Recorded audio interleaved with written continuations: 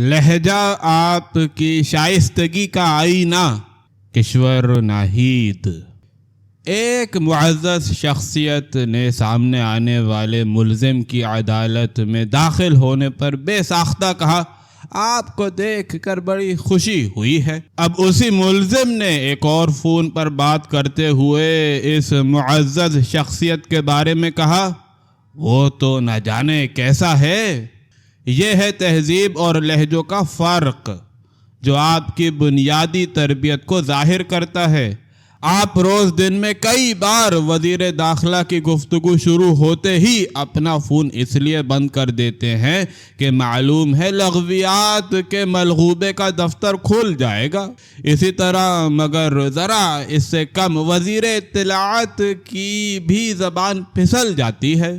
سیاست میں گفتگو سیکھنی ہے تو قائد اعظم مولانا آزاد اور حسرت موہانی کے لب و لہجے کو یاد کریں، اور اگر انگریزی زبان میں بد تہذیبی دیکھنی ہے تو ٹرمپ کی گفتار کو سنیں۔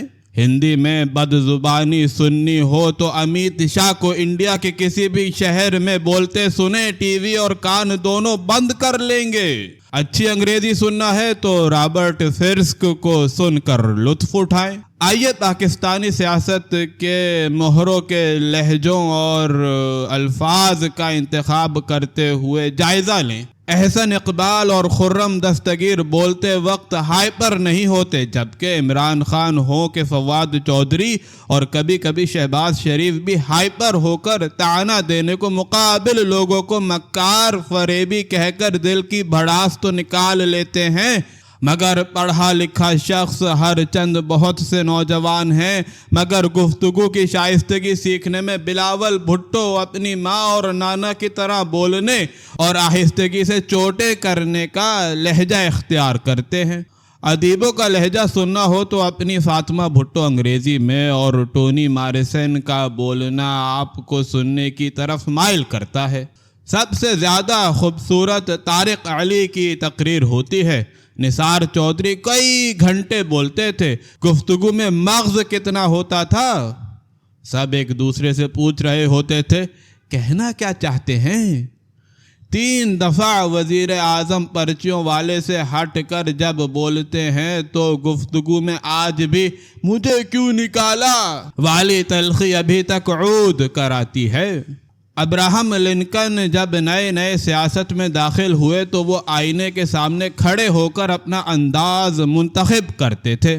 گستاخی معاف، اتنا عرصہ لندن میں رہنے کے بعد سیاست اور ادب پڑھ کر کیا سیکھا؟ ہر دو کا جواب نفی میں ہے۔ پھر بھی مرشد تو مرشد ہوتا ہے۔ الطاف حسین کو زیر بحث بد زبانوں کے خانے میں رکھا جا سکتا ہے۔ پاکستان میں آئین کی 50 سالہ تقریبات منعقد ہوئیں، بڑا مجمع تھا۔ خیر، اس ملک میں ویلے بندے اور بیکار نوجوان لا تعداد ہیں۔ وہ آئین جو ہر دور حکومت میں الٹا کر رکھ دیا گیا، اس کا بجائے جشن کے تجزیہ کرنا چاہیے تھا۔ جب بھی ترمیم کی گئی، اس زمانے کی خواتین اور عام عوام کی ضرورت اور اہمیت ہوتی تو 9 مئی سے 10 مئی تک جو وحشیانہ اقدامات کیے گئے اور پورے ملک کی قیمتی جانوں کو تو جانے دیجیے، پورے ملک کے تاریخی اداروں اور عمارات کو جلا کر خاک کر دیا گیا۔ جب سے پاکستان بنا ہے، لاہور کی چھاؤنی میں کونے کا ایک گھر تھا جسے کور کمانڈر کا گھر کہا جاتا تھا۔ کسی کو کیا کسی بھی زمانے کے حکمران نے یہ نہیں بتایا کہ یہ گھر قائد اعظم کا تھا۔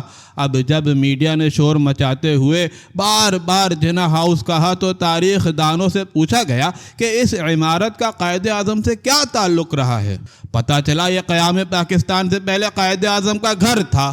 پاکستان بننے کے بعد اس گھر کو چھاؤنی میں ہونے کے باعث آرمی ہاؤس کہہ دیا گیا۔ یہ مت بھولیے کہ محترمہ فاطمہ اپنے آخری سانس تک اس کی ملکیت کے لیے لڑتی رہیں، مگر اتنی عظیم شخصیت کی بات کو اسی طرح کسی حکمران، کسی عدالت نے نہیں سنا۔ بالکل ویسے ہی بھٹو صاحب کی پھانسی کا حکم ایک آمر کے کہنے پر ان منصفین نے دیا جو مرتے دم تک شرمندگی کا اظہار کرتے رہے۔ یہ الگ بات ہے کہ موجودہ چیف جسٹس کے ہاتھ میں قلم ہے کہ استرا۔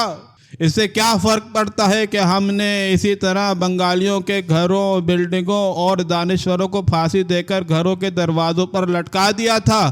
یہ کس نے کیا تھا؟ باجوہ صاحب نہیں مانتے، مگر حمود الرحمن کمیشن رپورٹ سب کچھ بتا دیتی ہے۔ 9 مئی اور 10 مئی کو پورے ملک میں ڈنڈے، پیٹرول بم، جلاؤ گھراؤ اس قدر تھا کہ لگتا تھا کوئی بہت بری پنجابی فلم چل رہی ہے۔ ہم نے 1947 میں پھر 1971 کے علاوہ بے مقصد جنگوں میں غریب اور فوجی جوانوں کو مروایا۔ میڈیا یہ کہتا رہا ہم زندہ قوم ہیں، پائندہ قوم ہیں۔ بار بار ایک سوال اٹھایا جا رہا ہے جس کا جواب حکومت ابھی نہیں دے رہی، مگر عندیہ ہے کہ مخالف پارٹی کو بین کر دیا جائے۔ ایک دفعہ پیچھے مڑ کر دیکھیں، کبھی کمیونسٹ پارٹی، کبھی ANP اور عوامی لیگ کے علاوہ ایک دفعہ جماعت اسلامی کو بین کرنے کے نتائج قوم کو بھگتنے پڑے۔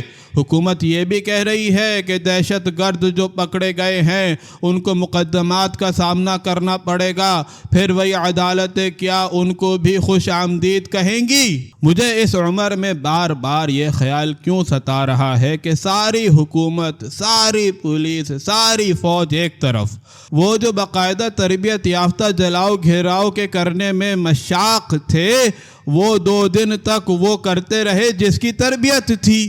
کس نے اور کیوں یہ تربیت دی؟ اور ہماری ساری ایجنسیاں جو بے چارے غریب بندے کو جیل بھیج دیتی ہیں، اور ان کے ہی بقول 8 مہینے سے یہ ٹریننگ ہو رہی تھی، بم بوتل بنانا سکھایا جا رہا تھا۔ کوئی مجھے بتائے کہ وہ سب ایجنسیاں کہاں ڈیوٹی دے رہی تھی؟ وہ آنکھیں بند کیے تھی کہ خود بھی اپنی جان بچا رہی تھی؟ اب کیا کریں کہ حکومت خود کو بچائے جا رہی ہے، مظاہرہ کس کے خلاف؟ یہ سب تمہارے تیار کردہ بت ہیں۔ انہیں روکنے اور توڑنے کے لیے کون شمالی علاقوں سے آئے گا کہ کابل سے دہشت گرد ہم نے اپنے پیسے دے کر منگوا لیے تھے اور معصوم حکومت بے خبر تھی۔ میاں والی ایئر بیس کو جلانے کا ارادہ کرنے والے پاکستانی تو نہیں ہو سکتے، تو پھر وہ کون تھے؟